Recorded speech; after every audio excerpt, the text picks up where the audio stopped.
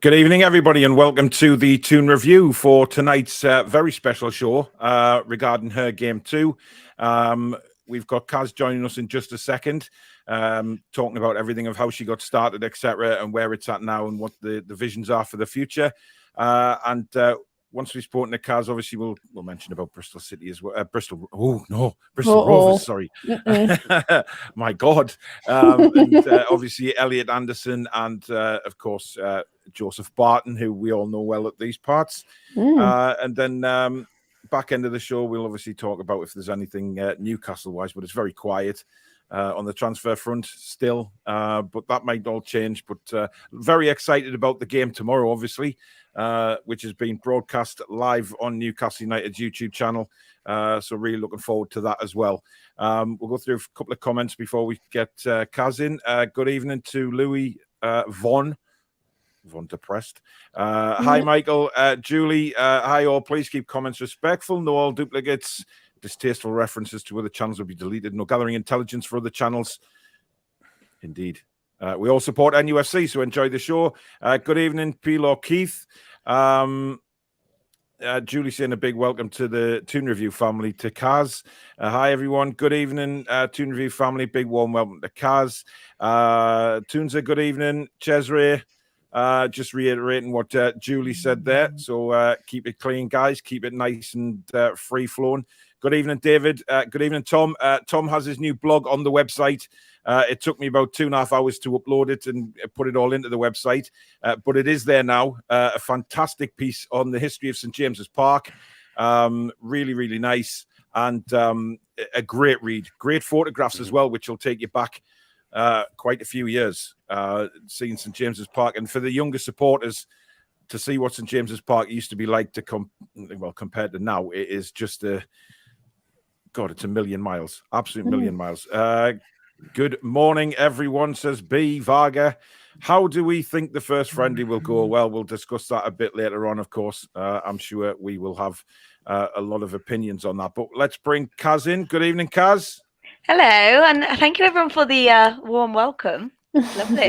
They're a good bunch. They're a good bunch on here. Don't worry about that. Classed as a big family, so you're very welcome. I do apologise. Almost slipped up with Bristol City there, but dangerous ground. Raging behind the scenes. Yeah. Well, we get a Bristol City fan on, Little Annie, who says he's aware of you.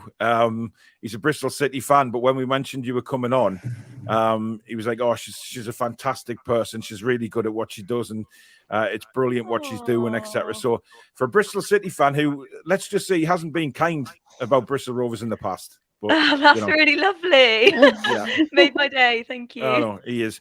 Right. So you her game 2. Do you just want to give us a brief rundown about what it is to start with, just for everybody who is watching, who isn't quite sure of what you're doing with it?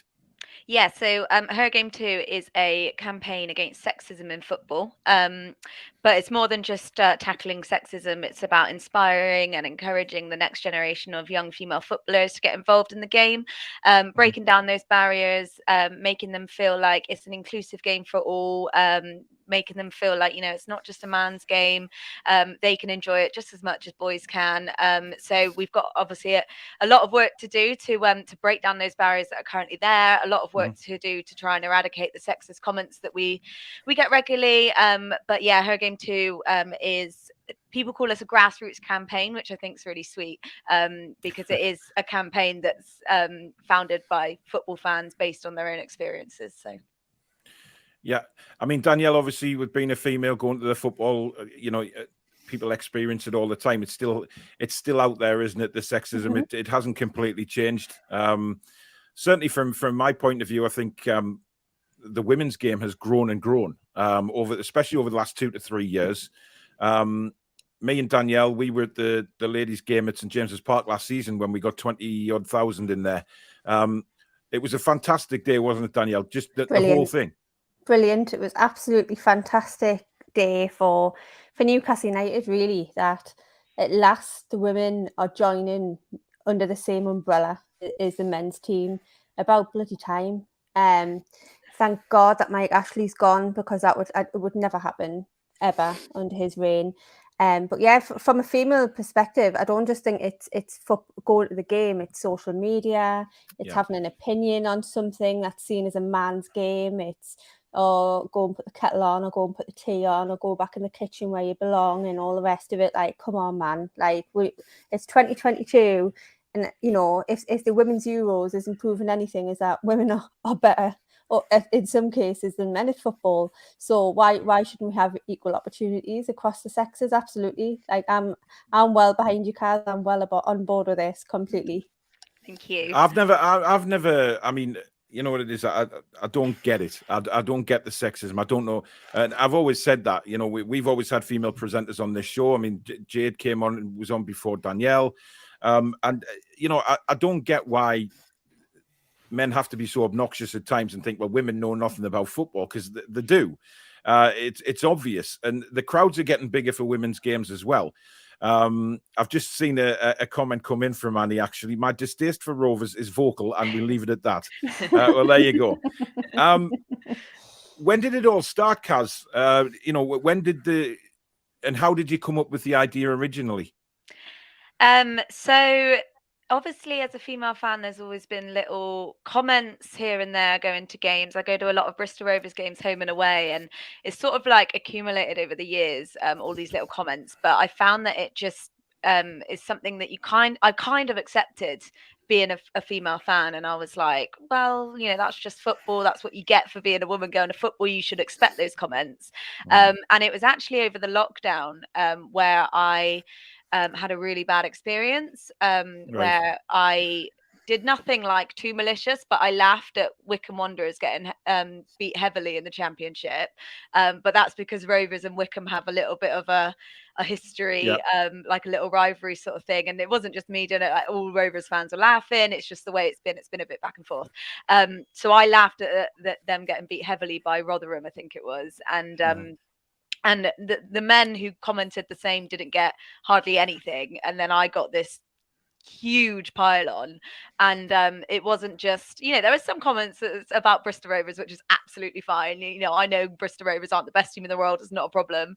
But it was the sexism, which was just horrendous for me, because a lot of it was about my gender. A lot of it was about like my female body parts. So they would attack like my boobs, and they were getting quite personal about how I looked, and specifically targeting like my woman body parts, which was quite difficult for me to take on board, because I was like, this is now nothing to do with football. This is now to do with me personally and my gender. And so that hit me quite hard, and my anxiety from that just skyrocketed. I've normally been quite a strong, thick-skinned woman, and when I've had sexist comments, or if I've had abuse online, I've taken it quite well. But this one incident in particular, I went off Twitter, I think, for about an hour, and then I came back and I saw the quote tweets. And when you look and you see like 100 odd quote tweets, you know that actually something has gone wrong here. But I couldn't quite get my head around what I'd actually said that was so offensive. So I ended up just deleting Twitter. I was in tears at some of the comments because they were just awful. I was on my own as well that night. So my boyfriend at the time was out or away, and I was on my own, and I couldn't sleep all night, and I was getting really bad anxiety. And a lot of the comments were from Bristol City fans. There were some from Rovers fans as well, which made it hurt even more. And then I started to worry, actually, like they're in my hometown, these people that are suddenly really angry at me. And some people were saying like, oh, she's an embarrassment to our fan base and stuff like that, which obviously really hurt. So I started to get worried about, okay, what about when I go out and walk the streets? Are people going to say this stuff to my face? And I started getting really, really paranoid. And then the morning when everyone woke up and people saw the comments, because it happened quite late at night, people were coming saying to me, you know, you've said nothing wrong. You've said nothing that a man wouldn't say. And it was people, there were a lot of men that were quoting it saying, why has Caz got loads of sexist comments for this? Like, why? I've people targeted the fact that she's a woman. And then that got me thinking. And then I did get a lot of support off the back of that, which was amazing. And it really did lift me. But I think I stayed off Twitter for 2 weeks before coming back. And I came back to like 180 DMs or something, because people had seen what a lot of people were saying, and obviously thought, you know, this is outright discrimination. This isn't just about football rivalry. So that got me thinking. And then after that, when I had the courage to go back on Twitter, then I started to see more and more women, or I started to notice more women coming out and saying, can't have an opinion on football without people representing my gender. And I don't know if lockdown made it worse with the fact that more people were online, or more people were talking about football online. But I noticed so many women coming out and saying, like, why are people sexist when I talk about football? Or I won't say an opinion because people will just say it's because I'm a woman. So that's when I thought, okay, let's do something about this, because why are we just accepting it? We don't need to do it anymore. So so thanks to that experience that I had, that awful experience, that's what gave the idea. And then I started gathering all of these girls from these tweets that were appearing on my timeline. I'll have her on my team. I'll have her. Like, and then from that came Her Game 2. Made the video, tweeted it on FA Cup final day, and boom. Yeah. I mean, what you're saying there about Twitter, for instance, relates very, very much with probably Danielle as well as myself and Billy, because we've had horrendous abuse. We still do, to be honest. The trolls are always out there. They're going to be out there, and they always will be out there. It's how you deal with them. I came off Twitter for a while. Danielle's still off Twitter. She doesn't want to go back. It was causing you horrendous issues, Danielle, wasn't it? It was. I was frightened to go to St James's Park. Really didn't want to go. My partner forced us to go. I was standing outside the ground where I usually meet, you know, Paul and everybody that I go to the game with, and I was really worried that somebody was going to come up and say something. In fact, nobody said anything negative. I got loads of support from people who came up and said, but, you know, comments like, oh, she's got a face for radio, you know, all the rest of it, for having an opinion on a player. Like, it was just an opinion. It was a throwaway comment. And for me, that was enough to say, look, I put myself on this platform, so I know people are going to have a go if they don't like what I say. So I decided then, for my own mental health, that I'll just stay off Twitter, because if I don't say it, you know, I know it happens, but I don't want to say it. So that was just my decision. But, you know, even now, I have an opinion. I'll think twice before I say it. I'm sometimes a little bit nervous when I'm giving an opinion. So sometimes I'll stutter when I'm talking, or my mind will go blank because I think, am I doing the right thing here? You know, I can relate to this so well. Absolutely. So yeah, I mean, the one thing that it'll never stop me doing is doing this with my friends. It'll never stop me going to St James's Park ever again, because I'm black and white through and through. And do you know what? Hopefully, honestly, it's such an inspiration to me in everything in doing this, because it's about time that the tables were turned and things even, and that women have just as much right as men to say an opinion or go to a football game. And, you know, I'm just a massive admirer of you completely. I think what you're doing is amazing. Thank but you. the thing is, do we switch it around the other way? You know, ladies football, you know, if they're going to go down that route, then are we allowed to comment on ladies football if that's the way they feel about ladies talking about men's football? You know, is it the same the other way around?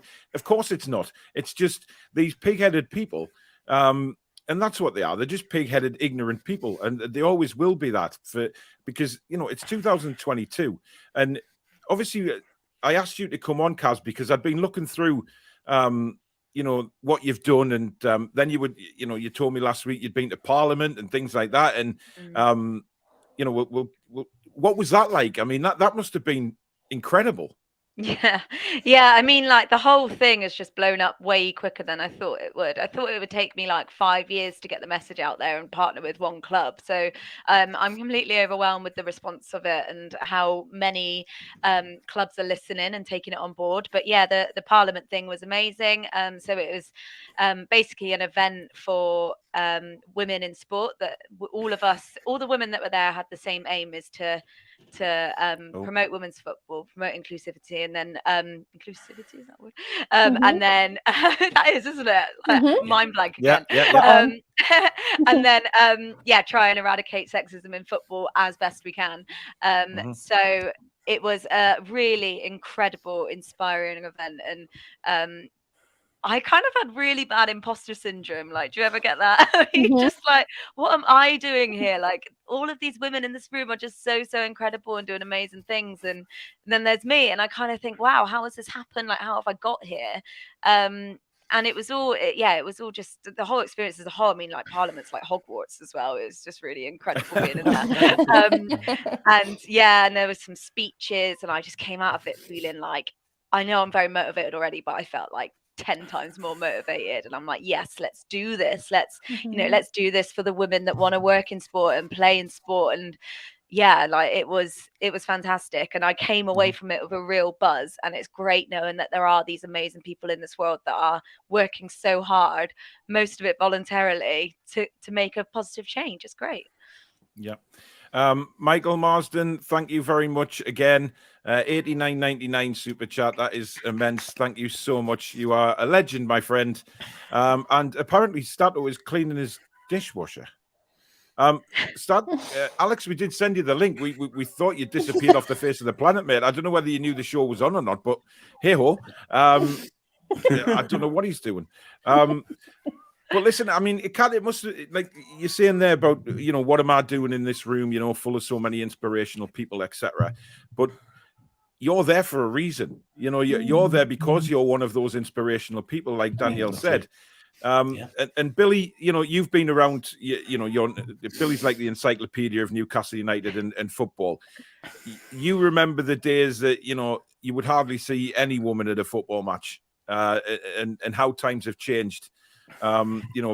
Seeing a lot more women at the games, but you do still see the comments, don't you? And you've had abuse on Twitter yourself, but the gender just doesn't seem to go away, does it? If a woman makes a comment, they get pounced on. I could go back to the 70s and 80s, and women at the match were, I don't know, if they were selling programs, walking around the pitch, they'd get abuse from the fans. Didn't matter, it was abhorrent, and them days should have been well and truly gone by now. And a lot of it's down to the actual governing bodies that it hasn't. They should have promoted something way before now. Fantastic on Caz for starting this campaign up, because it's long overdue that someone did. And I believe the governing body should have been doing it way before this. The game's kind of advertised as a universal game, which means inclusive for all. Football hasn't been inclusive for all for years, and it's finally getting its game on track, but only due to people like Caz for promoting such a worthy cause, in my opinion. Yeah, definitely. Tom's got a question, Caz. Just interested if you've spoken with Newcastle, as they'd surely be supportive of this. Have you sort of spoken to each individual clubs, or is that what you do? Or because I've seen, when I've looked on sort of social media, and I see some people that follow you or whatever, they've got sort of, like for instance, hypothetically saying that Rochdale, I'm sort of #HerGames2 representatives for Rochdale. Do you have anybody sort of like that up here? So we haven't got an ambassador yet. So if you know anyone that might be interested, Danielle, you might be interested, let me know. So yeah, the recruitment of ambassadors is obviously, for us, we started this campaign, and the first month of starting up the campaign was literally, I had this massive spreadsheet from clubs at the Premier League all the way down to grassroots level. And as a team, we just were pinging out emails to every single club, letting them know about the campaign, asking if they want to work with us. Can we set up a call? And it was so busy. It was quite scary. And then the response from it was amazing. Like, we got so many that were willing to jump on board. And then we got to the point where we're like, okay, this is brilliant. We're getting so many clubs, but we can't keep track of what goes on in all these clubs on our own. So that's where the ambassador comes in.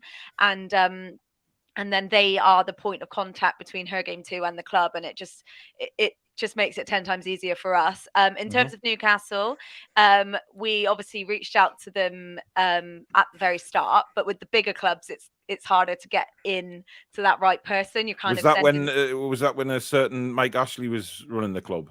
Yeah, it would have been. Oh yeah. God. Yeah, good luck Yeah. with that. So I think it probably just went to some inquiries email and then we didn't get a response. But they did reach out to us, which I think is really, really amazing. Okay. So we have had something and we've had an initial call with them. But with some of the bigger clubs in particular, like sometimes you could have chats for months and months and months. But I think it's really great that they've come to us rather than us having to chase them for a response. And it was one of those things like, Newcastle are in the inbox, Newcastle are in the inbox, like really excited, like this is amazing. And the call we had with them was great. And they spoke about the women's fixture at St James's Park, which was really amazing, and they wanted to loop her game 2 into that. But I think it was a little bit short. I can't remember if they did anything, like maybe we were on the program or something, but it was really quick and we were like, okay, let's just do another call and then plan something for the upcoming season. But hopefully I can push a partnership with them and then get an ambassador on board for that and then take that forward, which would be amazing. Well, if I may push Danielle's name forward for that, because she's been through pretty much everything you have. When you described what you'd been through, I was looking up at Danielle, nodding her head, thinking, wow, this is very strange, surreal. It's like, it's all happening to the same person. It's so, if it's happening to you two, then it's happening to the majority of females who decide they want to make a comment about football. I mean, it is ridiculous. It's got to change, and it needs to change. And this is why, I think you need to get your voice out there, Caz, because it's fantastic what you're doing. It really is. And like I said, Danielle's been inspired by it, and I think it inspires other people as well. And what I'm seeing now, certainly on social media, Twitter especially, Billy, I don't know whether you'll agree, there's a lot more women commenting on the football now on Twitter, whereas before there wasn't. Now, that's not to say that they don't get it hurled back in the face or whatever from these pig-headed idiots, but they are starting to come forward and have conversations with the male supporters as well, all talking about the football. And is that the long-term goal? I mean, what is the long-term goal of Her Game 2, Caz? Where do you see this going? So obviously we want to eradicate sexism as much as we can. We understand that is a big job, and we're probably never going to get rid of it fully, but we're going to try our very best. There's so many avenues we want to go down. So obviously there's the getting rid of sexism, the working with clubs to get reporting systems in place, getting them to make the pledge against sexism so they take it seriously. So we want to see them actually take an action against supporters that make these sexist comments. And then you think about like football fans, we all love football, and the one thing that is massively important to us is being able to go to games and watch our team. So if these people are told, if you make sexist comments or you touch a woman inappropriately in the stands, you will be banned from watching your club play. And that is as simple as that. And then that little warning to be like, we are against sexism, we won't tolerate it, will make a massive difference to those little comments. So the physio walking across the pitch and someone shouts, get your tits up for the lads. Those little I've seen that. I've heard that numerous times, especially sort of not so much now, but certainly early 2000s, 90s. When the female physios were there. The female the linesman, when she started, she was getting all kinds of rubbish. Sean Massey. She once sent me off. But I think in terms of the message, I think before the game at St James's Park, we hear a message about racism and how this is what happened. That Newcastle United don't have any kind of acceptance that supporters should be behaving in that way, and if anyone is caught using racist language, they'll be ejected from the stadium. We should have something like that for Her Game 2, because it's valid and it's really important. And I think the club and the direction we're going is we're wanting to generate or encourage a new generation of women into the club and into the ground. And I think it's really important because this kind of behaviour with women being frightened to have an opinion just can't continue. We just absolutely can't. We need to do something about that quickly. I just want to get your opinion, Caz, because on the flip side of it, you've got I think a few times there's been I don't know what country she's from. She's a female referee, blonde hair, and she was pictured a few times in the video giving a player a yellow card and then sort of just smiling at him, and it was made out to be some sort of flirtatious thing. And then you've got the I think she plays for Aston Villa, Alicia somebody. I'm not sure. I think she's Danish, but she's she sort of goes on social media when she's on holiday and parades around in very, very small bikinis and things like that. Does that help what you're trying to do, or is that just something that should be the norm? Because men do exactly the same, parading around on the beach in shorts and stuff like that. It's like somebody telling me I can't wear a white and green Newcastle shirt. I'll wear what I want. Like, I should be able to go on holiday, and if I want to walk around with nothing on, I'll walk around with nothing on. Like, men do it, why can't I do it? Like that, well, sometimes you get arrested for that, Danielle. I mean, well, whatever. But you know, but you know, that's the principle. No, but do you know what I'm saying? I'm not saying it's wrong, because I quite frankly, if it's a man or woman, I don't care. I mean, that's my attitude on it. I don't have this. I don't have a percentage of sexism in me. I you know, for one, if I said something wrong, Danielle would slap me. So I'd be very aware of that. But on a serious note, you know, can these people be educated, Caz? Can they actually be sort of, I guess it's like the racists and stuff like that and the homophobes of this world, you know, is it I don't know what, I mean, can it be changed? Because can these people's opinions be changed to suddenly say, yes, I'm going to start listening to women's opinion on football? I think some can, for sure. I mean, we have had a lot of people come forward and say, look, I hold my hands up. I've said things in the past before that I didn't realize were so offensive or how they could be taken. There are people that have said, you know, I was like this, then I had a daughter, and then they got a different opinion. There are some people that are just beyond help. I saw a tweet the other day, which is from someone that said, women should stay at home, stick to the basics and do the pink jobs. So people like that, I mean, you just how can you educate these people? Can I just ask what the hell are the pink jobs? What? Oh, he clarified. So it's staying home, looking after the kids, doing the washing up. Oh my God. Yeah. I can't actually believe there is still people in this world who think like that, like caveman thoughts, you know, just sort of, that's what a woman is there for.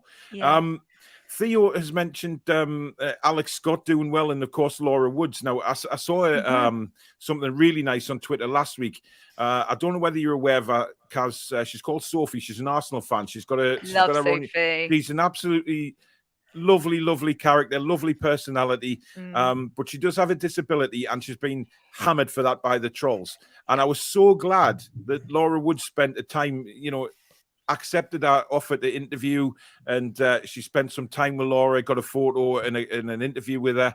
And for me, Laura Woods and Alex Scott are probably the two up there that you'd immediately think of success-wise. I think Laura Woods is fantastic on TalkSport. It's the only show I listen to because I hate the rest of them. I'll be openly honest, after the way they spoke about Newcastle United. But Laura Woods and Ali McCoist, I could listen to them all day. The banter they have, and Ali McCoist is very strong on the sexism as well. And he's spoken out quite a few times. But it must be amazing to see such people like Laura Woods and Alex Scott doing so well. Yeah, it's amazing. And Laura Woods is like my idol. I absolutely love her. She's a massive supporter of the campaign as well, which means a lot to us. She followed us fairly quickly after we launched and showed her support, which was really lovely. And then followed the campaign, followed us individually as well. And she always takes the time to respond. And yeah, she's just great. We haven't quite got into Alex Scott yet, but we're still going to work on it. So fingers crossed we can get to her. But yeah, they're both just so amazing, and they're role models, and it is all about that visibility. And young girls will be looking at Alex Scott and Laura Woods on TV talking about football, and they'll think, I want to be that. And I think it's the same with the Lionesses as well. If they do really well in this competition, which I'm sure they will, there'll be so many young girls out there that say, I want to grow up and be a lioness. And that it's things like that, which just I'm getting like goosebumps thinking about it, because that's exactly what Her Game 2 is about as well. It's like giving those young girls that dream, giving them that visibility, telling them, look, you can do this. This is your game too. go out there and get it, girl, you know. And it's so important that the likes of Sky and BBC are covering the women's game more. And it's no wonder that the attendances are growing bigger, because people can see it and they want to get involved. It's great. Well, for me, my 14-year-old daughter Phoebe, she follows you, Caz, and follows the whole her game too. She suffers from horrific anxiety. She very rarely leaves the house. She can't go to school at the minute. She's having real problems with her mental health. But when I told her you were coming on tonight, she was really excited. She never followed football until she started watching the Euros last year. She was never bothered, and then now she's playing FIFA on the Xbox. She's getting the FIFA cards and apps on her phone. It's difficult to take her to any friendlies or cup matches at Newcastle because of her anxiety. It's triggered by a lot of people around her. And she's a junior magpie. She is a junior magpie. And my fiance's daughter, my stepdaughter Lily, she's now just turned around and said she wants to join a girls' football team. Lily. So, but it's trying to find one, in the local area. What advice would you give to sort of, I don't know, between 8-year-old or younger up to sort of young teenage years, what to expect and how to go about it, sort of don't take any crap from the lads kind of thing. If they have mixed teams, fair enough. But is it difficult for young girls to get into football, do you think? I think it is, in terms of we have so many reports come through on the email from parents that say their daughters have been told on the playground that by the boys that it's a man's game. So the advice that we would always say is, keep going and believe in yourself, because it isn't a man's game, and that's the point of her game too. It's not like just her game; it's all of our game, and we can all play and we can all get involved. And I would just encourage them just to watch the Lionesses, see how they do it, and just believe in yourself. Don't give up on it because some boy on the playground has told you can't do it, because you absolutely can. And that's what I'm hoping that her game 2 will do is we'll keep showing those young girls that there are women out there that are breaking down those barriers. And if we can keep doing that and keep like I said earlier about visibility, it's huge. So obviously it's really tricky for us because we're still so new, but we are working on education pieces as well that we can deliver into schools. And if we can try and change those mindsets of those young boys at that age, because it is scary they're thinking that way when they're so young. If we could get into them, then hopefully it will be better in the future for young girls that do want to play. But yeah, absolutely, this is your game, and if you want to play, you get out there and play, whether you're out there playing on your own, whether you're out there playing with the boys, whether you're out there playing with girls. Just go out there, be yourself, show off your talent. It doesn't matter how good you are either. If you feel like you're not as good, it doesn't matter. You've got to enjoy it and you've got to have fun. So yeah, that's what I would say. And we're going to keep working hard to make sure that it's a better future and that there will be those football clubs available. Is something that we're really striving towards, is getting some sort of funding so we can help grassroots clubs.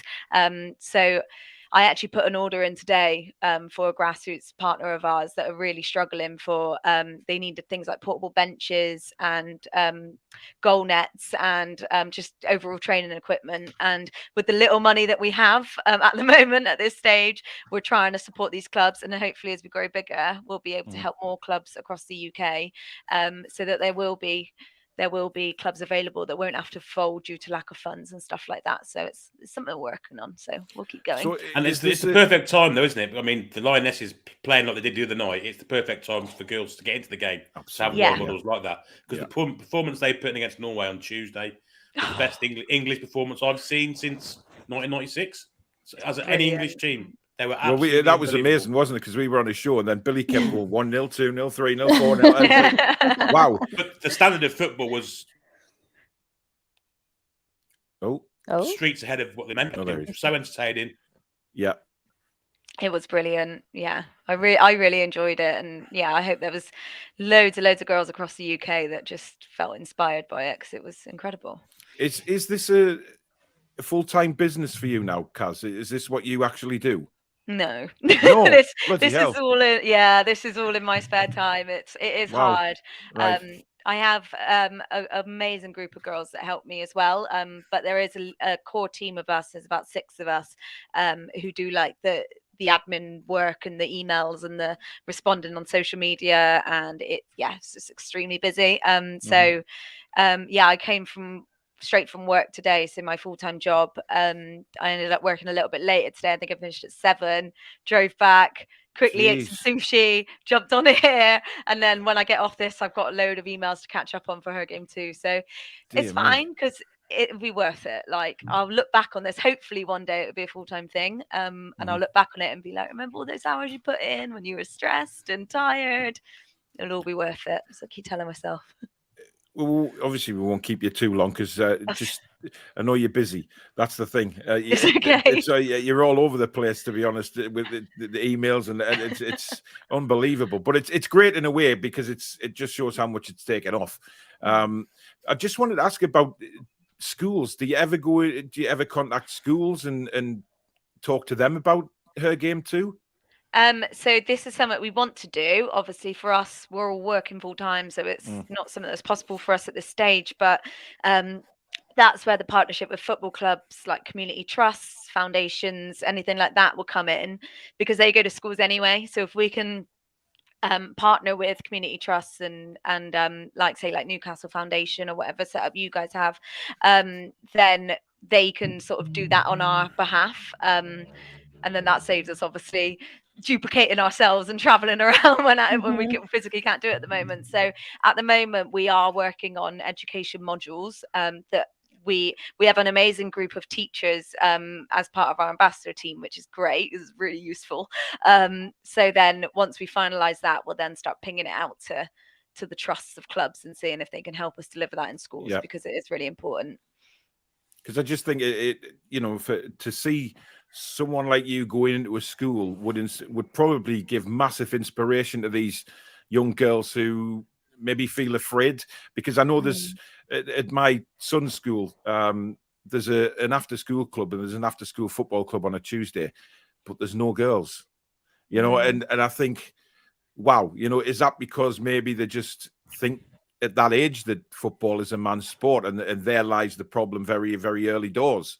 It would be great to think that, somebody like yourself or whoever was involved in her game too could get into the schools and actually give these young girls a big push and a big vote of confidence to say, go and play with them, go and join these clubs, get yourself in there and become a footballer if that's what your dream is. We would love to. Like, it is one of our dreams to be able to do that when we're in a position to do so. So yeah, watch this space. Hopefully we can do that at some point. Well, I don't think it's just her game too. I think that's everybody. If for me, educating my son that it's okay for girls to play football and vice versa. There's nothing wrong with it. It's a game for everyone, and I think that has to come from parents as well, and teachers. To be fair, if they're not getting these names into sort of football clubs or football camps and during the holidays, then something needs to be addressed. To get them in there. But I just think it's fantastic what you're doing.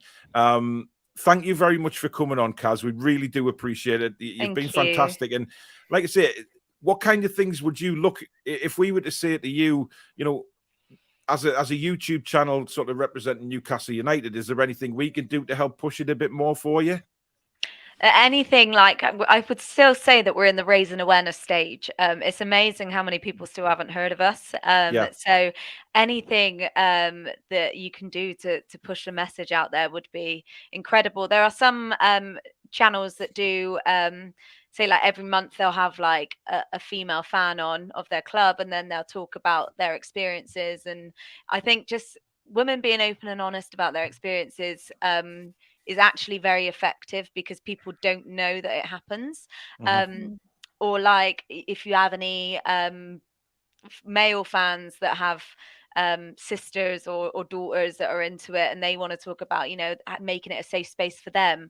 I think the emotional side of women's experiences is what makes people listen the most. So yeah, if you could get more female fans on to talk about sexism in particular, I think that would be really important. And yeah, any promo of her game too would be amazing. And we don't just partner with football clubs. We have partnered with podcasts and channels as well. So if you want to form some sort of partnership and we can talk to each other and Absolutely. have ideas and stuff, Sounds great to me. Absolutely. Yeah. Great. And then Danielle will have a chat about the ambassador role as well. Absolutely. I think she'd love to do it, Kaz. I know for a fact she would, and she's very strong-willed. She'd be very good at it and pushing the message out as well. But listen, like I say, you've got my contact details on Twitter. If you want to partner up with this channel, definitely. We certainly will.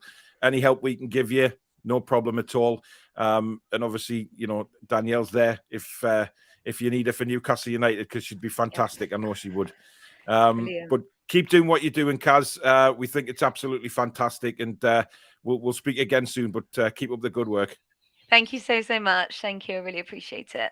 Take care. Take care. Thank you. Kaz. Good night, Kaz. Thank you. Bye. Absolutely fantastic. She's amazing, isn't she? It's just an inspiration, and I think that's why I sort of wanted her to come on tonight, because just to show everybody how brilliant she is at what she does and how she comes across. Because when she was talking there about all the horrible things that had happened to her on social media, I was looking at you, Danielle, thinking, wow, it's like a mirror image of exactly what happened with you.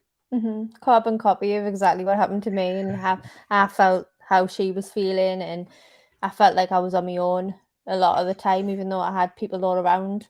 I just think she's amazing, and she's made me feel that it isn't just me, and if it's happening to me and it's happening to Kaz, how many more women is it happening to? And it has to stop. And that's the thing, it has to stop. And it annoys me because I've got where I sit, I've got obviously George sitting in front of us, who's a regular viewer on here, and a lady sits next to him, and her husband passed away halfway through last season, so she took his season ticket, and she is the most, I mean, to say she a lovely lady to talk to before the match, and then when the game starts, my God, it's like she turns into this Godzilla type character who you just wouldn't mess with. And that's what it's all about, being the same as the men are with the football, and just having a really, really good time without having to worry about anything. I mean, you shouldn't have to worry, Danielle, about making a comment about ASM and then getting the flack that you did. It's just disgusting. I agree. And I think it's football's problem. It is football's problem. It is. It's an entertainment at the end of the day. Strip away all the tribal stuff and that. It's an entertainment. People go to be entertained. If you go to a Harry Styles concert, for instance, you're not going to get bad-mouthed by women, are they? Let's be honest. It only happens at football because they see St James's Park or whatever ground you want in the country. Football fantasy, football as a bastion of male supremacy, if you like. It's absolute nonsense. It's got to be stamped out, and it should have been stamped out years ago. To be fair, it's in football. It's football's responsibility. UEFA, the FA have got to start doing stuff to help the women and her game too, and all the campaigns that are there to stop this sexism. It has to stop. Yeah, it has to stop. Same with the racism. Exactly the same. What's an inspiration to me is the fact that she does it like part-time. It's not even a full-time job, and coming home and doing podcasts and emails and things like that. But I think the thing is, when it happens to you and it puts you in that vulnerable position where she said she's experiencing anxiety, and you almost feel like that club that you love so much is further away than ever because of something that you said or something that you put on social media. And that I think that's a kind of fire that keeps her going, that experience. Absolutely. Well, listen, I just hope it keeps going for her, and it in Newcastle United get involved. I would love you to get involved with that, Danielle, because I think you'd be an inspirational spokesperson for Newcastle United for her game too. There is no doubt about it. Loads of comments have come in saying, "Oh, Danielle would be absolutely fantastic." So hopefully, the trolls would love that, Mike. Well, listen, exactly. But the trolls will be trolls. They're the people. They're the people we're combating now, aren't they? That's the people. Her game too are trying to stamp out. Some of them are beyond help. They just sit in the dark rooms and sit in front of the keyboards and type away. And these people who don't have profile pictures, they don't have proper names and all of this kind of stuff. We know they're out there. Zishan, thank you very much for your $8.99 super chat. He says, evening, just wanted to say, Kaz, who's just been on, you're doing a fantastic work. Me personally, I don't watch women's football, not because I'm sexist, it's just I don't find it entertaining.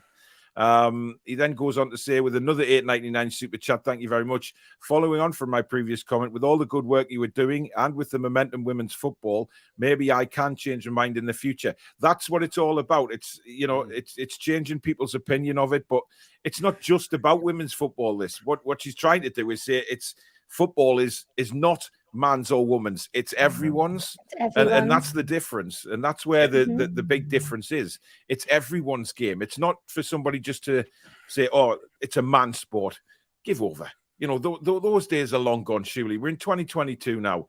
You know, things have got to change, and I find it staggering that it hasn't, to be honest, in this day and age now. The same for homophobia, the same for racism. It's all got to be cut out. And the thing is, with the trolls, they're always going to be there. And I think Caz knows that. You know that, Danielle. I know that as well as anybody. Billy, we know that they're not going to go away. They're always going to hang around like a stale smell, and it's not going to change. But what we can do is block them out, you know, as if to say, right, we're getting on with what we want to do here, regardless of what your opinion is, because your opinion doesn't count. What we want to do is give these people who are willing to change their opinion an opportunity to learn, you know, and that's what it's all about. It's educational, Billy, isn't it? Indeed, it is. And just for instance, athletics is a sport that men and women participate in. No one kind of kicks up a fuss saying that's a man's sport, do they? And it should be the same with football. Both men and women participate at football. It's a universal sport. And generally, a lot of women I speak to have much more knowledge and opinion, decent opinion, than some of the men I speak to. So, you know, you can't you can't do it anymore. It was a ridiculous thing back then. It's even more ridiculous now, and people should really, if they can't get out of it, don't put comments in. Just don't go to football, because it's a universal game. It's for everybody, not just for men. And do you know what it is? Women. Forgot to ask her about bloody Elliot Anderson, didn't we? Yeah, I did. Yeah. No, she's still in the back. She's still in the green room, actually, listening. So that's good. Well, next time we'll get her back on at some stage. I'm sure we'll get some more conversation about that. I just realised she's got a lot. I could talk to her forever. Really good. She's got a lot on her plate, obviously, and we don't want to stand in the way of that. You know, she's given us a good 40-odd minutes of her time tonight, straight from work. So I think she's given us a good idea of what she does, where she wants to be, where she wants to take her game to. And, you know, it's getting into I think it'll make a massive difference, Danielle, by getting this sort of thing into the big clubs. You know, because it's fine, you know, getting the smaller clubs involved, which is fantastic. That starts the growth of it.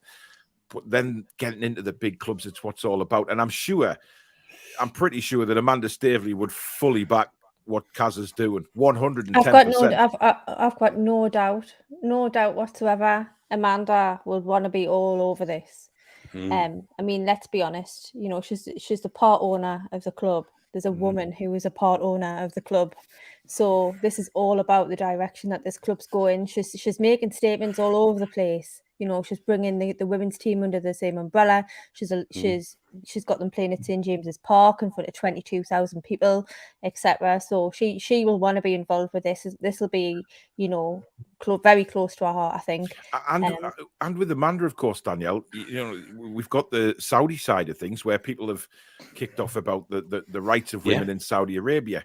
Now, she's been given this opportunity by the Saudis, you know. So for me, you know, we've talked about this a million times since the takeover, is that when you get in this situation, people learn from each other. So the Saudis will learn from us, and we learn about their culture, etc. And I don't think that's a bad thing. Yes, the human rights need addressing. That's for politicians to sort out, but they can learn.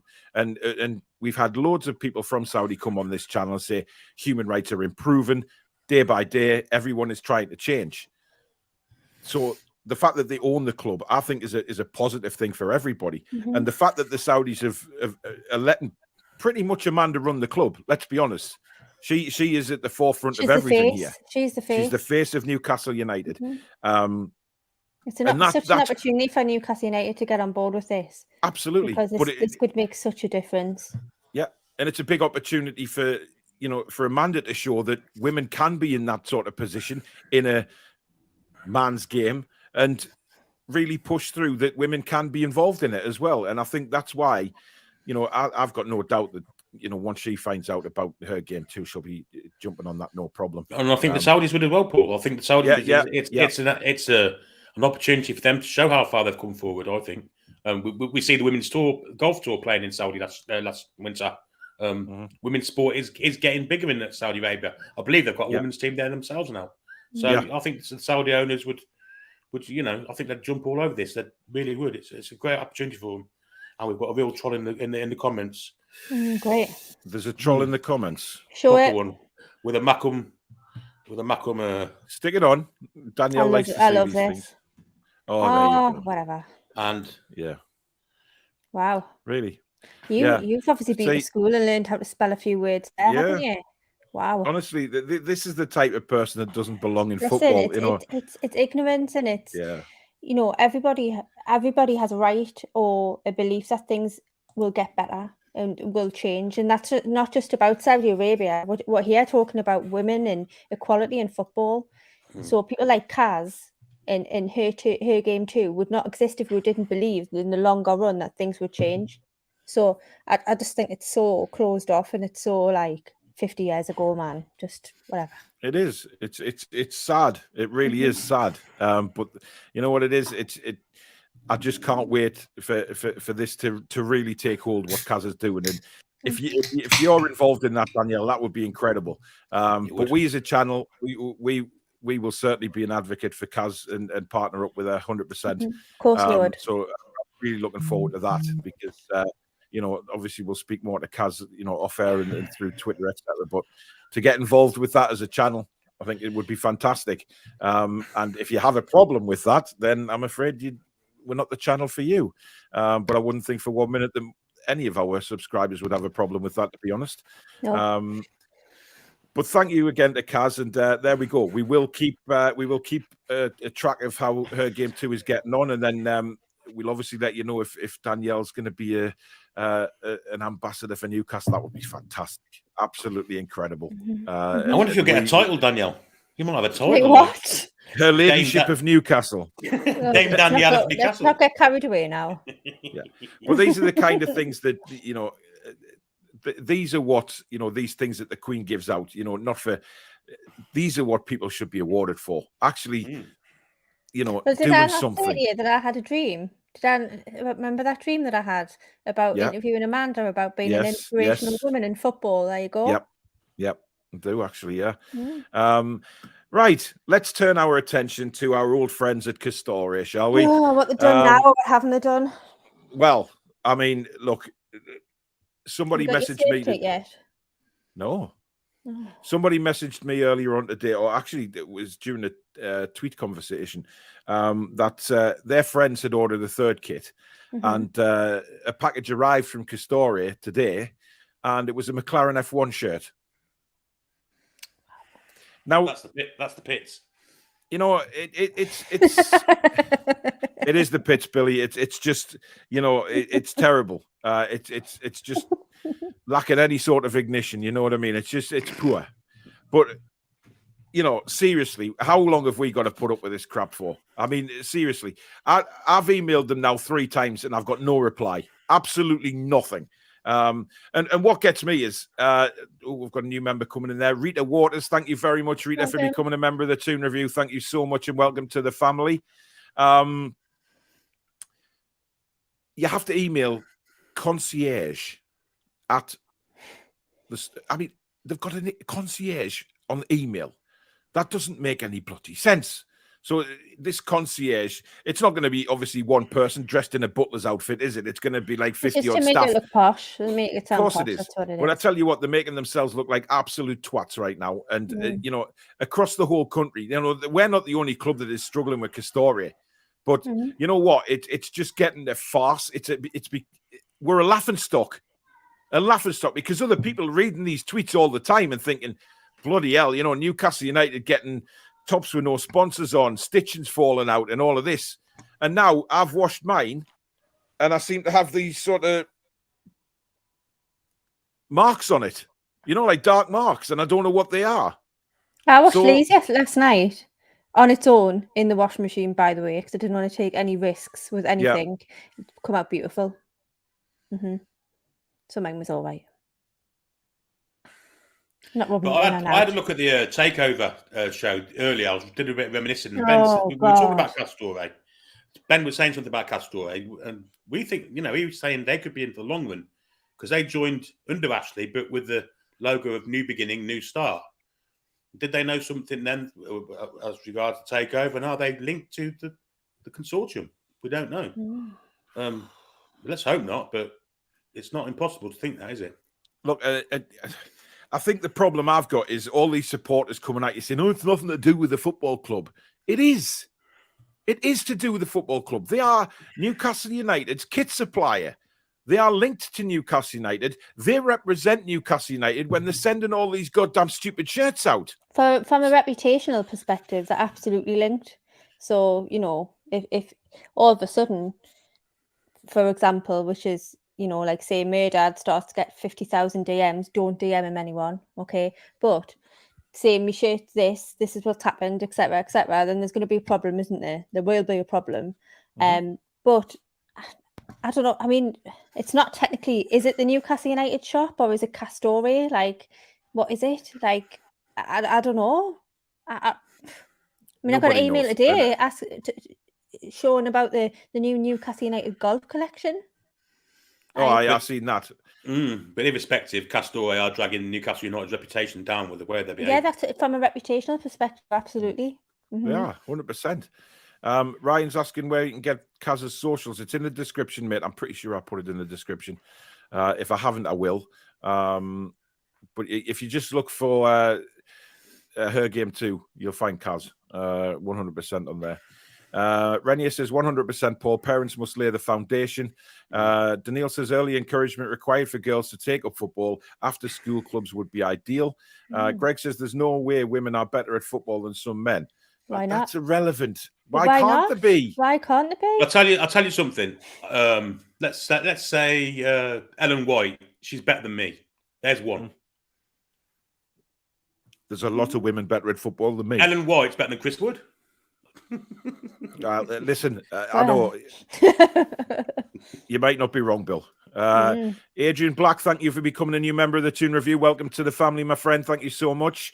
If you are enjoying tonight's show, guys, and you're new to the channel, please do hit the subscribe button and also the notification bell. We've got 2 shows coming up for you tomorrow. Really looking forward to that. 3:30 tomorrow, we've got the match review. So we'll all be sitting watching YouTube. We'll all be bantering on WhatsApp saying how crap somebody is and all of this, and then hopefully what a brilliant win, etc., etc. So we'll be doing a match review for about 45 minutes and an hour straight after the game, and then of course 8 o'clock tomorrow night we've got TTR Friday as well. So beginning your weekend with a really good laugh as well. Keep up the good work, Caz, says Dave. Marcus, joking apart, Paul, can I just say? Yeah. Go on. Can I just say? All right, someone's saying women aren't better than men at football. Women don't play against men at football. It's women play against women. So it's a ridiculous comment to make in the first place. You can't compare women and men in sports that don't compete against each other. Yeah, definitely. Davey, I think you got the wrong channel, mate. Never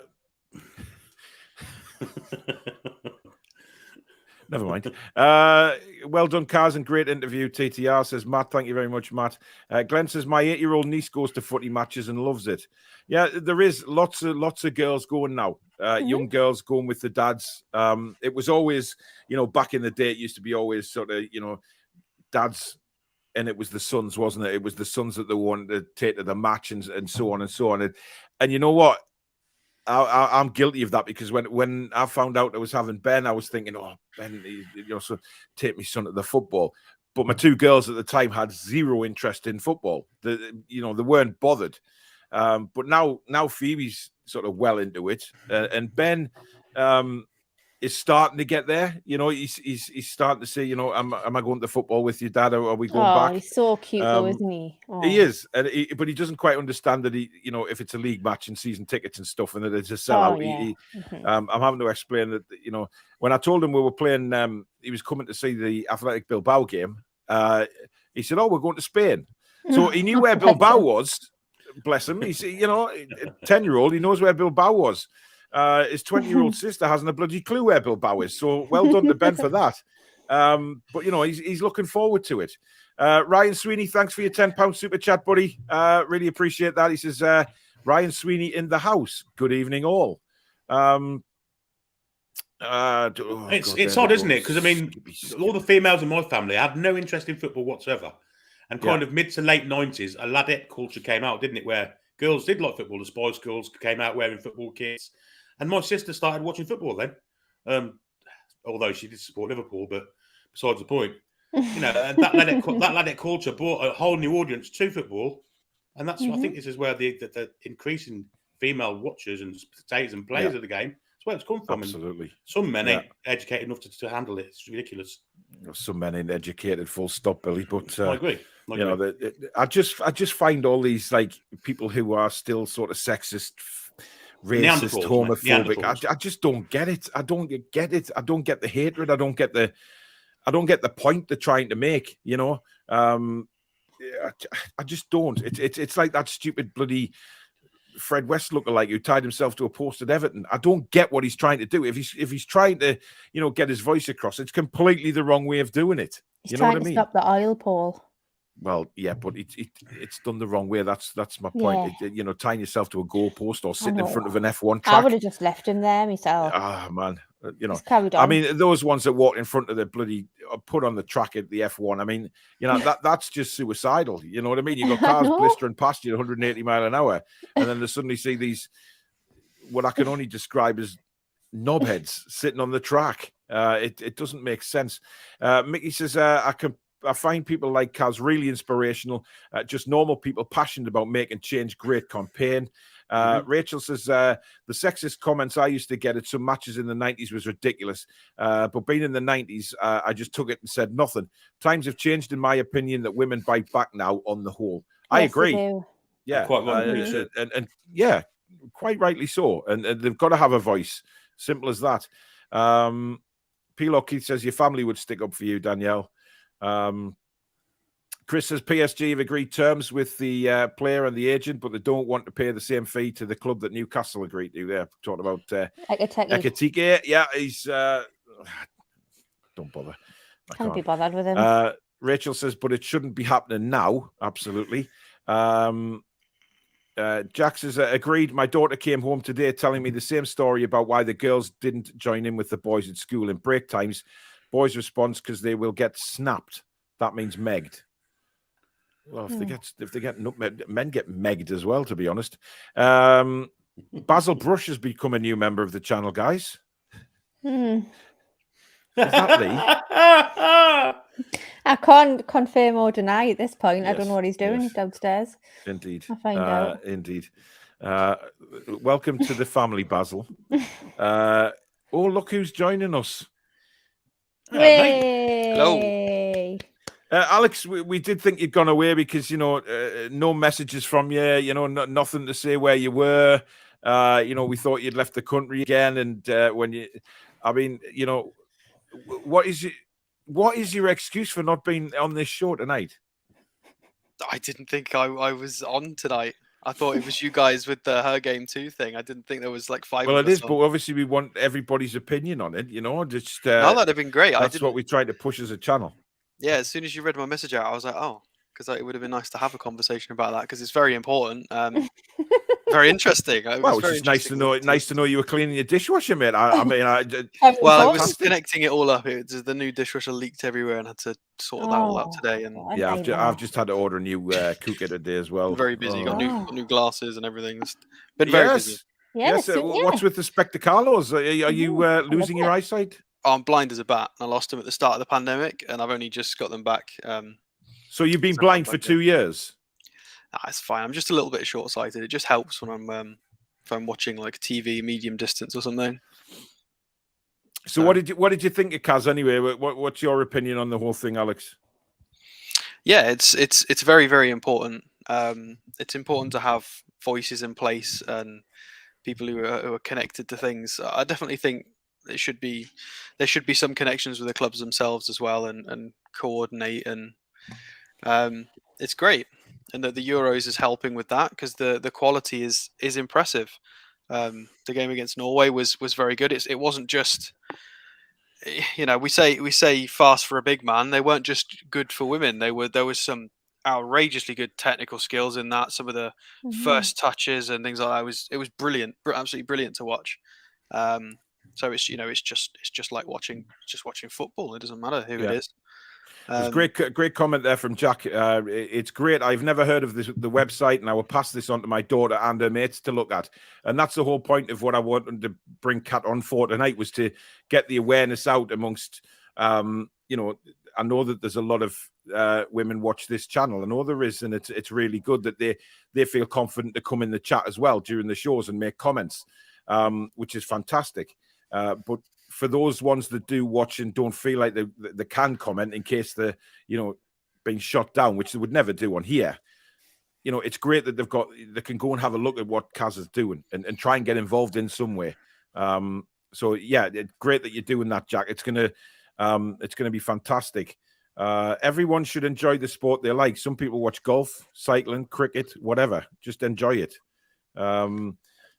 Sean says, me and my mum had a season ticket from the mid-90s till the mid-noughties. We used to get our season tickets through the Super 7. They used to do back in the day. Mum is bang into football. Brilliant. Great. And that's what we want. Brilliant.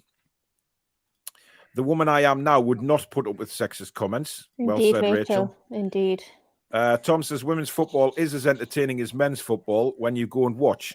You're just watching football. Tom. Exactly. That's what we felt when we went to the women's game, didn't we? We just felt like it was just watching my team, watching Newcastle United. Yeah, absolutely. And it was brilliant. And how many men were at that game? Loads.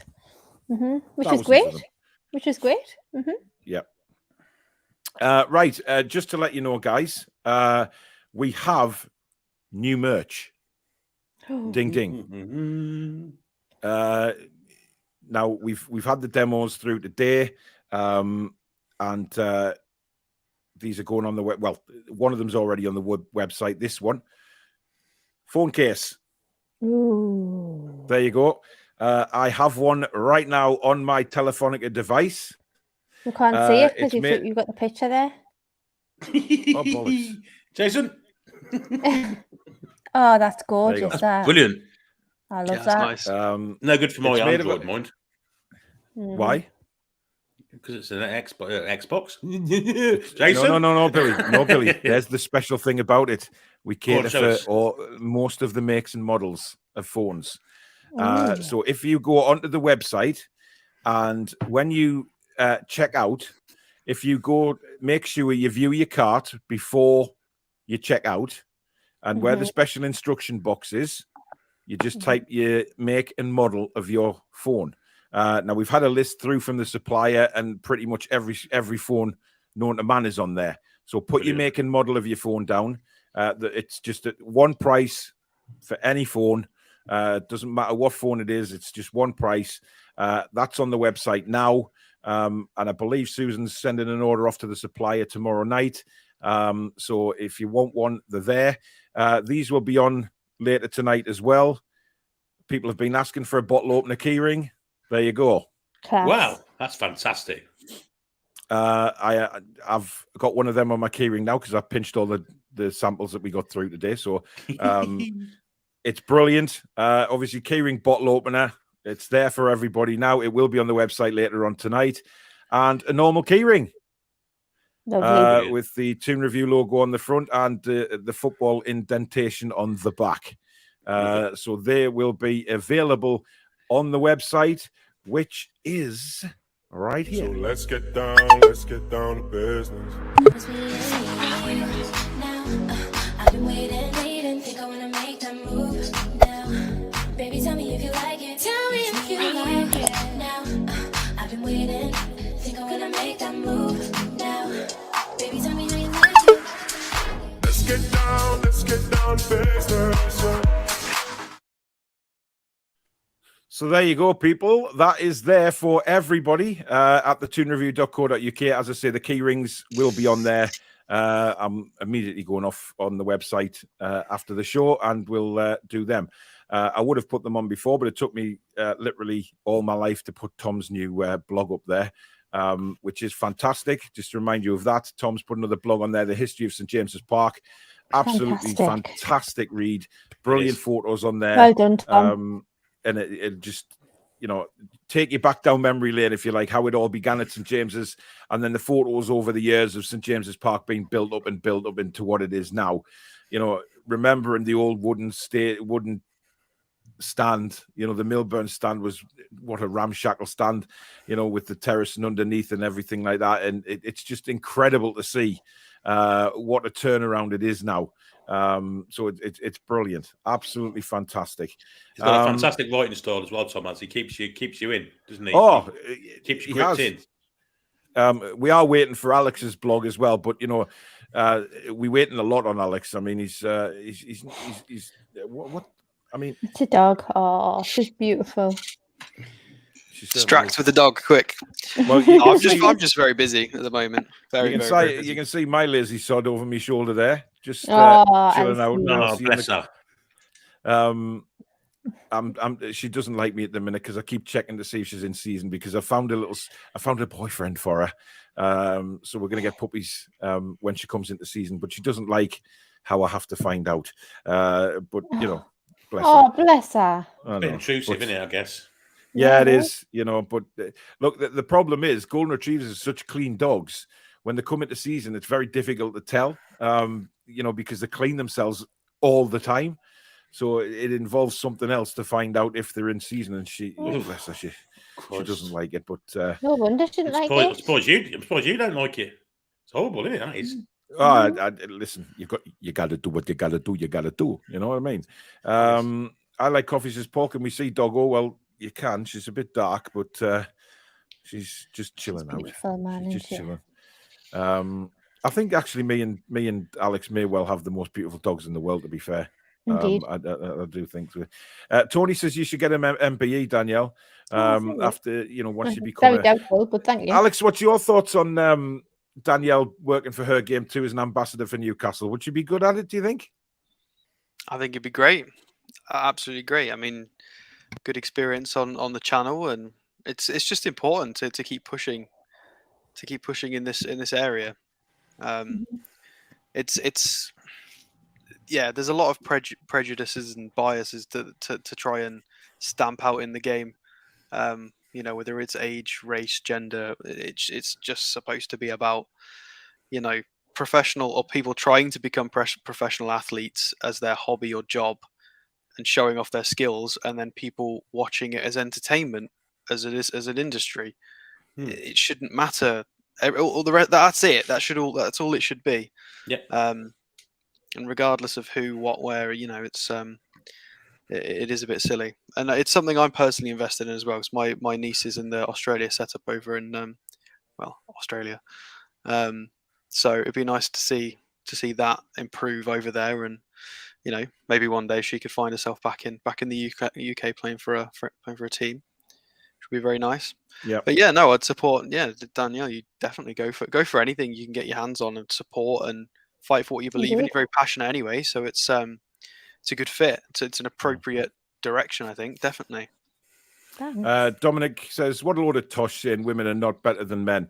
As Billy said, you should have watched the England match the other night. How did your family like that game, Alex, considering they were Norwegian? all the Norwegian family went out in the garden after about 2-0, and every few minutes they kept coming back in, and we were like, it's 3, it's 4, it's 5, and they were like, what? It was hilarious. It was so funny. Yeah, Billy just kept going, it's 1-0, it's 2-0, it's 3-0, 4-0, and I'm thinking, bloody hell. Some of the goals as Madness. well. Wow. And the worst person out of the whole spectacle, funnily enough, talking about the whole gender thing, was the male coach of Norway, who was so tactically inept. Bless him. They needed a formation change 20 minutes in, because they were getting absolutely dominated in that midfield. Some of the goals He England just- scored, though, were just fantastic. Though, But it was very were clear really good. how we were going to attack with the Yeah. talent with Mead and stuff, and he just wouldn't change things. He was. It was reluctant funny to because change all the things. pundits were saying, "Oh, it'll be a tough game for England. It'll be a draw, and this and Oh that." yeah. And then England go and do what they did. David Smith, thank you for your £4.49 super chat. He says Tom's article is excellent. Brought back lots of memories as someone who watched most of his matches from the old Popular side. Yeah, just seeing the stands. I mean, there was some other photos on there from the old Gallagher where the old toilets were and stuff like that, which I only had a certain amount of space to put things on, so I had to leave a couple of photos out. Good. But yeah, the sort of men's sign sort of painted on the wall, and then just the urinal was basically again. Pipe. You'll never get rid of that smell, Billy. Not in a million years. Just reminded me as well the before and afters. It's slightly different topic, but it's kind of a before and after thing. Have you seen that picture of the lads getting off the tour buses in Austria, and then they showed last season of Carl Darlow getting off in the rain in York and like some but they get off an flooded car executive park. coach, and then they're getting off a minibus in York. Contrast is incredible. It's just so different, man. Rita says it's great that the Toon Review has highlighted its her game too. Never heard about it until tonight. Football fan all my life, and yes, us women do know what we're talking about when it comes to football. Absolutely, Well Rita. said, Thank you very much. 100%. 100%. You know, I've been following Caz for a while, and just looking at sort of how she's been growing it, and seeing her comments about going to Parliament and all this kind of stuff, and then seeing some other women's accounts come up with her game too hashtagged in it, and saying club ambassador for whoever it may be for her game too. And I thought, do you know what? I don't think many people up here will probably be aware of it. So it'd be great to get her on. And as soon as I asked her, she came straight back and says, yeah, that'd be fantastic. It was just trying to find a spot to get her in, because it was over a week and a half ago that she said she'd come on, and it was just the first opportunity tonight. Was the first chance we had to get her on, because like she said, it's constant. It's massive, and it will grow bigger. And I really do hope it turns into a full-time job for her, because I think, the more people she gets on board. Yeah. Yeah, Absolutely. Brilliant. Where are all the signings Fabrizio Romano hasn't reported on us in weeks? Look, can I address something here? Danielle, you were annoyed yesterday, and no doubt it may come up on TTR Friday in your special rant corner. But I'm just going to say something as well. Mandy's Mags, what on earth are you doing? Right? That tweet was beyond a joke. Right? It was pathetic to put out something like that and to tag the owner in it, or Mirdad. I mean, what the hell were you thinking? Why are you doing that? And why are any supporters doing that? These guys have saved us. Let's not forget that. They've saved us from pure, utter misery. Nearly 15 years of pure, utter misery, by the way. And things take time to grow. And we said this when we were taking over, and Amanda said it herself. Mirdad did. Slow but steady. Right? Now, what is so hard to comprehend about slow but steady? It's not going to transform in a January window and a summer window. There is a lot at this football club that is not right and hasn't been right for a very long time. Not just on the playing side. It's everything. Right from the bottom all the way. Absolutely, Danielle. And these people tweeting the owners saying, oh, we're having a crap transfer window. It's terrible summer. What are you thinking? Where's what the hell? I would suggest that Mandy's Mags has an agenda and isn't even a Newcastle United supporter, but a jealous other team supporter. But to be fair, Bill, we've seen this from other Newcastle fans. Definitely, yeah. And seeing how bad the transfer window's been. I mean, do you actually know what's going on behind the scenes? Do you know how difficult the negotiations are to bring in these players? No, they think it's like Football Manager. Honestly, exactly. They think they're on FIFA or Football Manager, and it's just easy. Oh, let's just do this. There is so many. Don't tag the owners in. Don't embarrass yourself. I hate to labour a point, but all these ITKs are also kind of increasing the panic amongst fans. Let's be honest. Yes, I agree that a lot of people out there are you know, it's just it's a snowball effect. But when you were actually copying the owners into tweets saying we've had a terrible transfer summer, It's just terrible. do you know what? If we were to start the season now, I'd be happy with who we've got because we finished the season, let's be honest, with a decent squad. We couldn't even get Hamza Chowdhury last summer. Exactly. I mean, Alex, what do you think of this? I mean, it is beyond a joke. These people are just numbnuts. Yeah, it's again, it's people that don't understand football. This is exactly why I do what I do, because there are so many people who are armchair managers and will watch bits of match of the day. They'll watch maybe 5 to 10 games a season, and they just haven't got a clue, and they will just basically just go off goals or assists or a couple of performances or what somebody else has said that they're friends with, and it's just very limited. And they will force opinions. And this is obviously in regard to people criticizing the transfer window so far and then tagging owners and being stupid about it.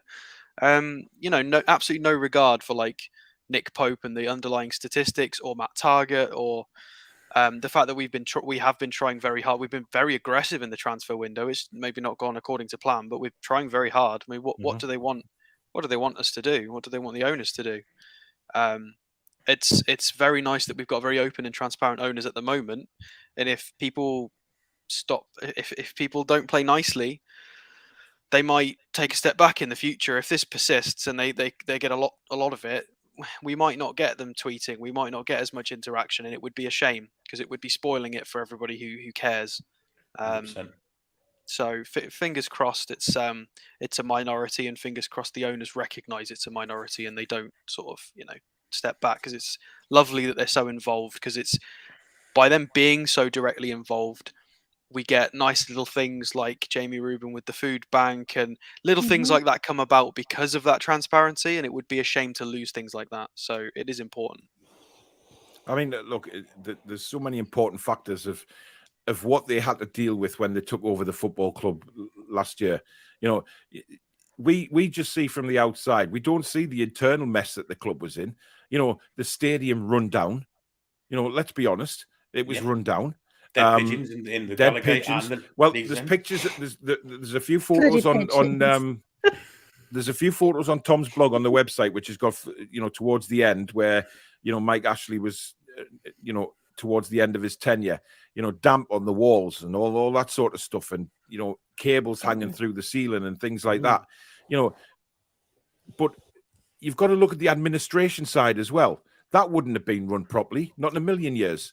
Paperwork would have needed to be sorted out. Well, Amanda said it herself. She said that when they took over, there was I think it was in our interview on the YouTube channel, that there was a lot more that needed to be done than what they thought when they walked in. It wasn't a case of let's just day one, let's just start getting down to business. It was, hang on, what's been going on here? So yeah, I think there was a lot of that. But also, when we're talking about people, I've seen a lot of comments saying, "Oh, why don't we just go and get Osherman or whatever?" What if they don't want to come to Newcastle because we're not in Europe? What happens then? Like, there's no divine right. Let's not go down. Actually, I'll leave this for tomorrow. But let's not be like Man United fans, people. We have no divine right or divine expectation to get any kind of player. They're having to deal with that tax case that Mike Ashley's left them as well, aren't they? At the precise moment, which ain't good. But it's the academy as well. It's the training ground. All of it. There's so much that people don't know and don't see. I just think it has to especially stop, in recent man. weeks.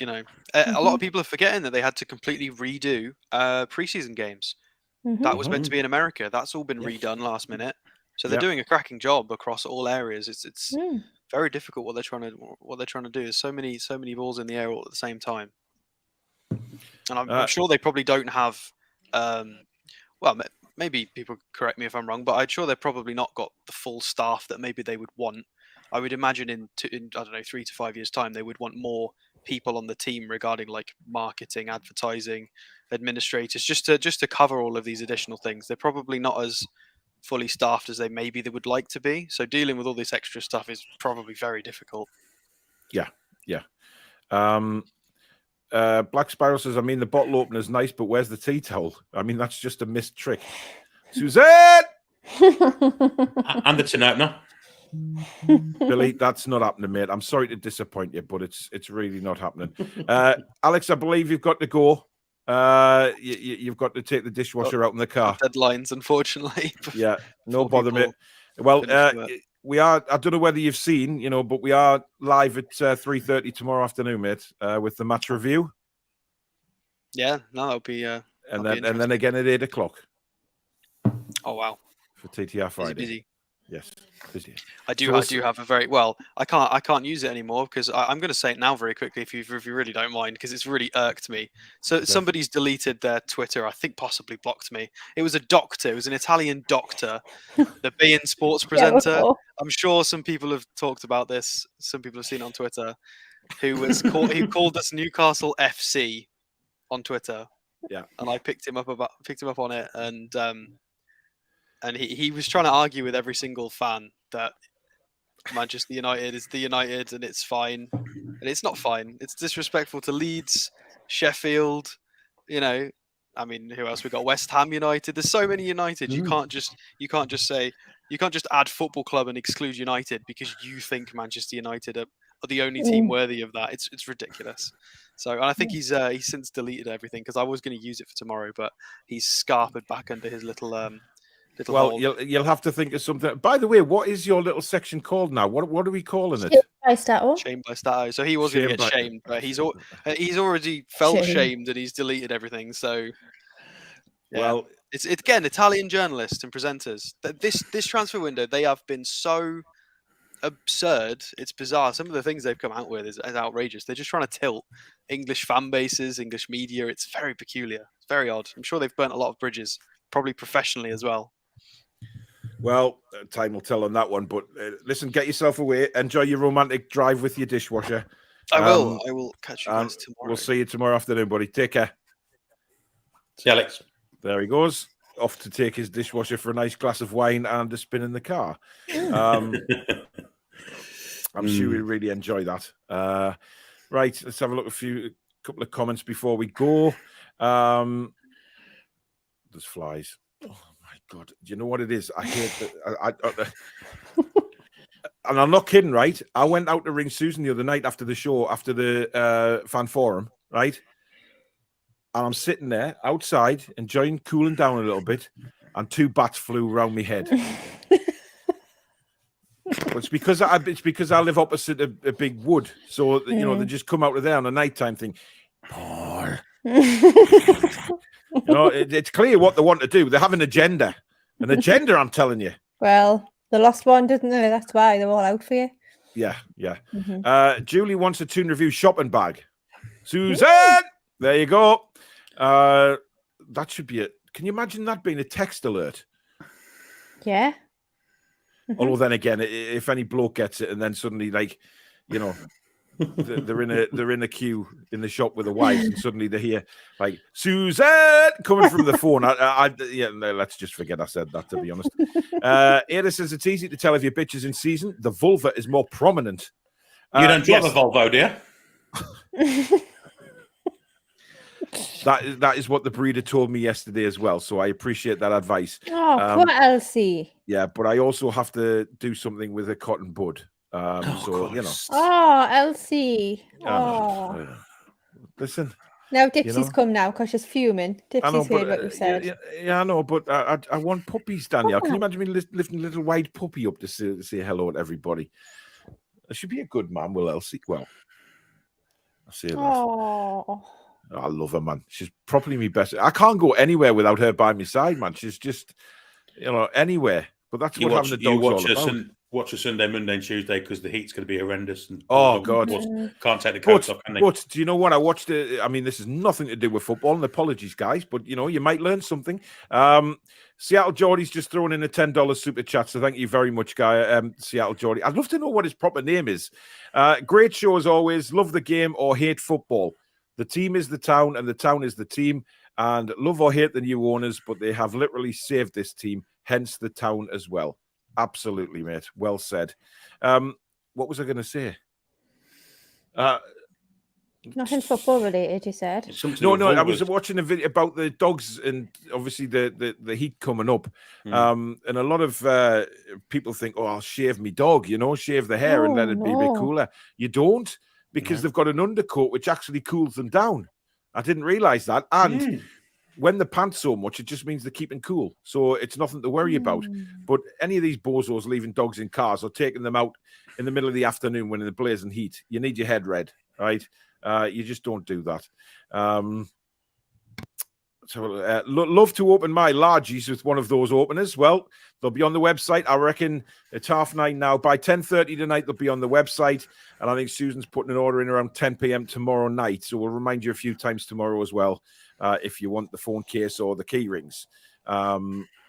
Rachel says 100% women do need more of a voice. I'll support the channel and Danielle all the way in promoting this.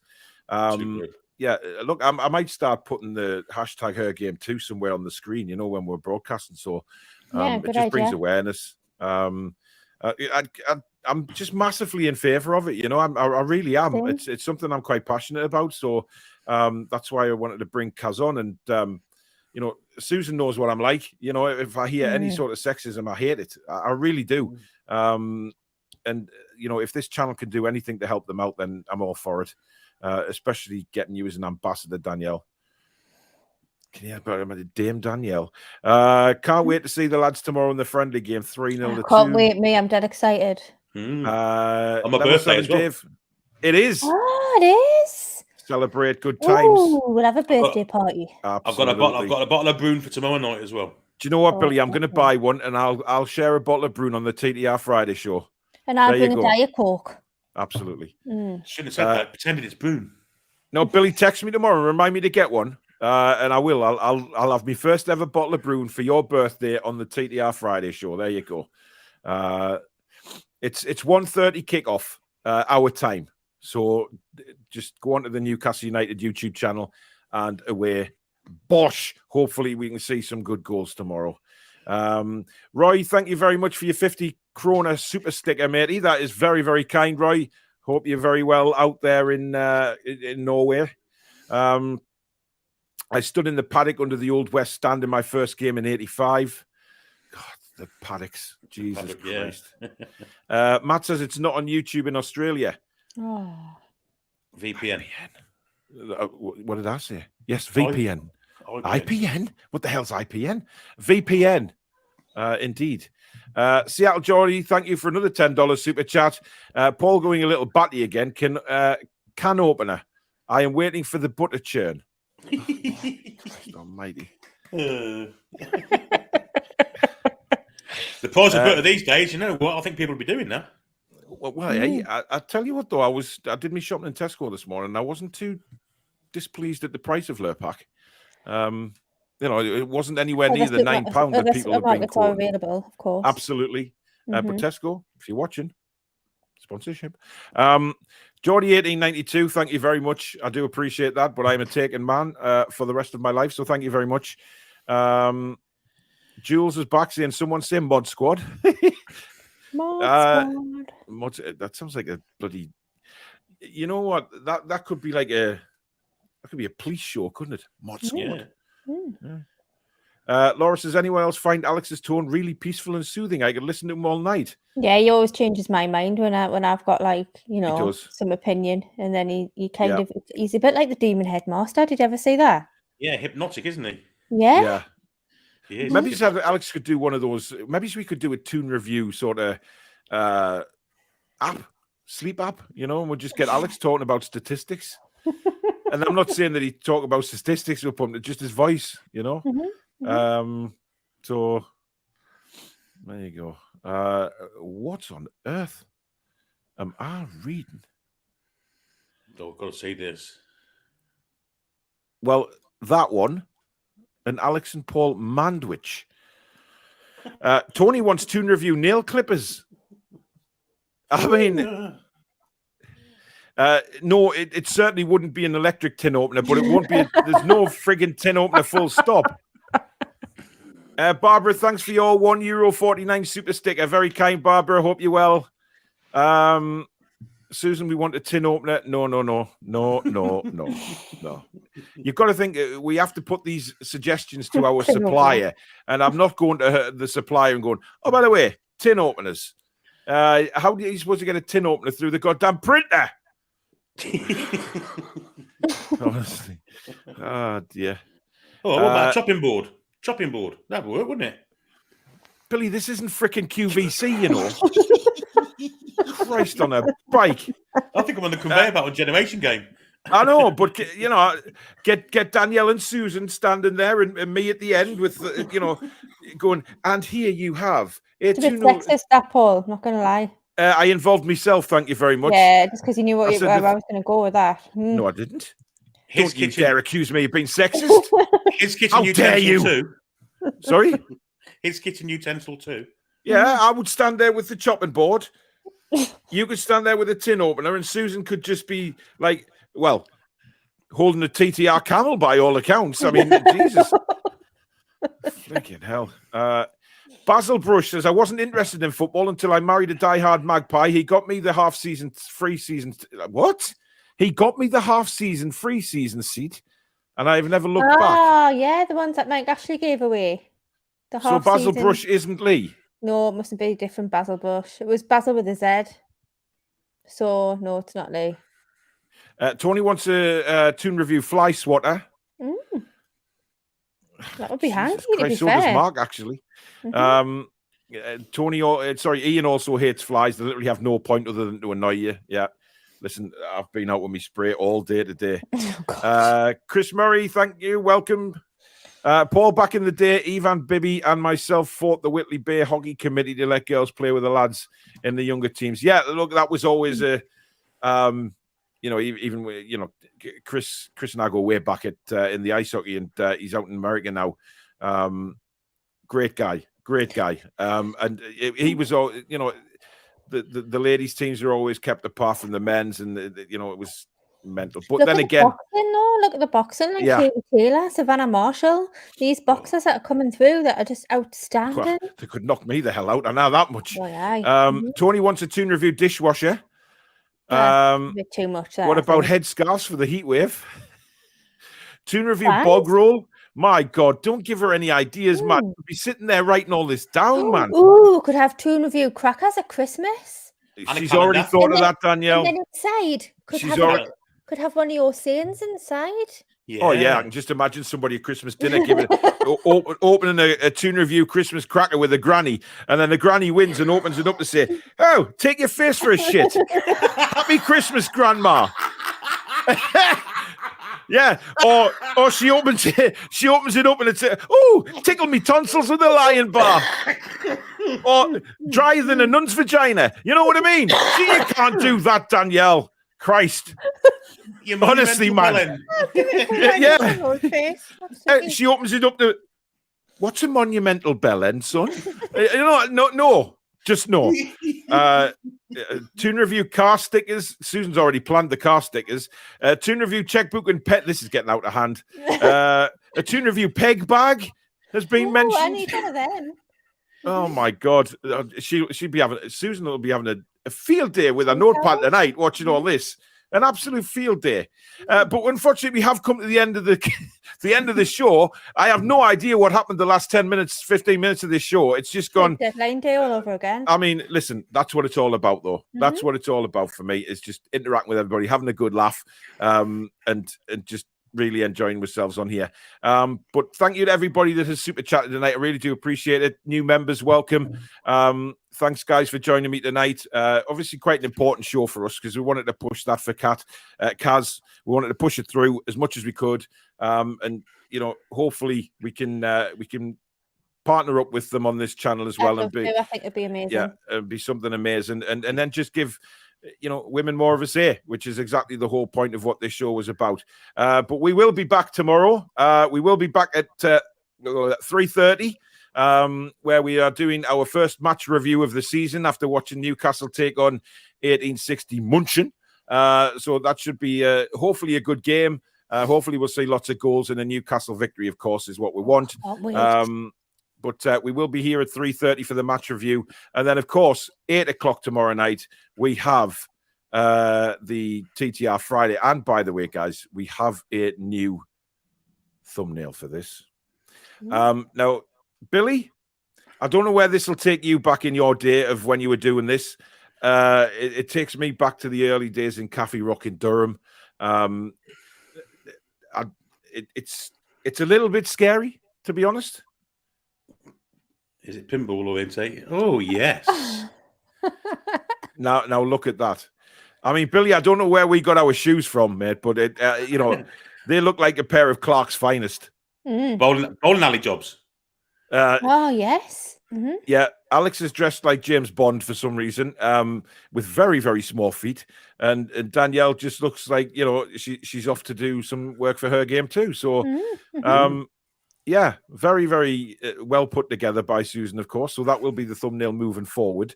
But listen, guys, thank you everybody for joining us tonight. We will see you at 3:30 tomorrow. Enjoy watching the football. Hopefully, we'll have smiles on our faces tomorrow. Come on, the lads. How are the lads? We'll see you tomorrow, 3:30. Don't miss it, guys. Good night, Rooney. Woohoo!